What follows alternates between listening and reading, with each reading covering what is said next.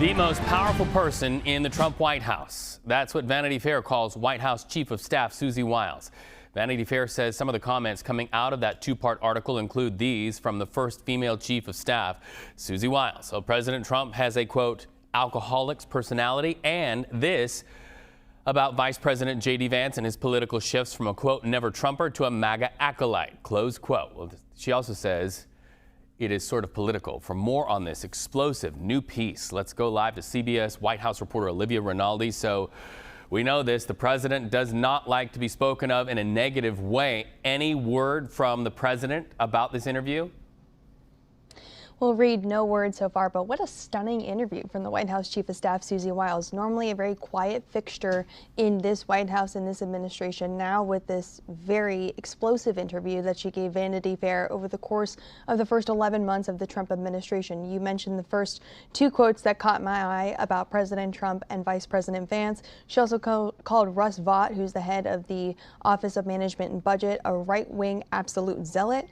She allegedly said that Elon Musk is an avid ketamine user and was microdosing when he reposted several controversial tweets earlier in the year. But there was also something that caught my eye that she said about Trump and the Epstein files. This was in part 2 of the article that just came out. She said Trump is in the Epstein file. We know he's in the Epstein file. He's not in the file doing anything wrong, but he was on Epstein's plane. He's on the manifest, and they were young, single, whatever, you know, it's passé word, but sort of young, single boys together is what she said about President Trump's relationship with Jeffrey Epstein. So quite notable there. She also went on to talk about the Deputy Attorney General Todd Blanche when he had interviewed Ghislaine Maxwell in Florida and then moved her from her high security prison to a low security prison.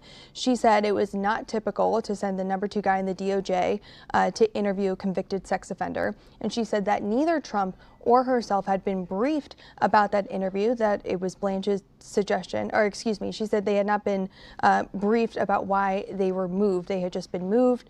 They had just moved her from one facility to another, but she said the president was, quote, mighty unhappy about that. So there's a lot in here, and I expect this is going to have ripple effects in the coming days. Certainly a lot of questions about why she gave this interview at this point, the ramifications of what she has said about people in this administration, not only the president himself, but the vice president. She had said something about Attorney General Pam Bondi completely whiffing on giving those binders full of alleged Epstein files to several right-wing influencers. There's certainly a lot in here that will be questioned in the coming days. So far, we have not heard from the president himself, but a variety of cabinet officials and aides have come to her defense. Well, and what about Susie Wiles? We know the president in the past, especially on election night, right? He was effusive about her. It makes you wonder if that will change and if Susie Wiles will have anything to say about that article now that it's dropped. Well, Reed, one, she's beloved. As someone who covered the campaign, she was a fixture. She was very well trusted by everyone in the Oval Office, the administration, and the campaign. But she is punching back against this article in a tweet that she just posted. She wrote, "The article published early this morning is a disingenuous framed hit piece on me and the finest president, White House staff, and cabinet in history." She said significant context was disregarded and much of what I and others said about the team and the president was left out of the story. Now, she's not denying the quotes, but she is saying that they are lacking context. So that is important there. And we actually did just hear from the vice president now, who is in Pennsylvania, talking about the economy and this administration, who answered a question about this Vanity Fair piece. Take a listen to what he had to say here. You know why I really love Susie Wiles? Because Susie is who she is in the president's presence. She's the same exact person when the president isn't around. I've never seen Susie Wiles say something to the president and then go and counteract him or subvert his will behind the scenes. And that's what you want in a staffer.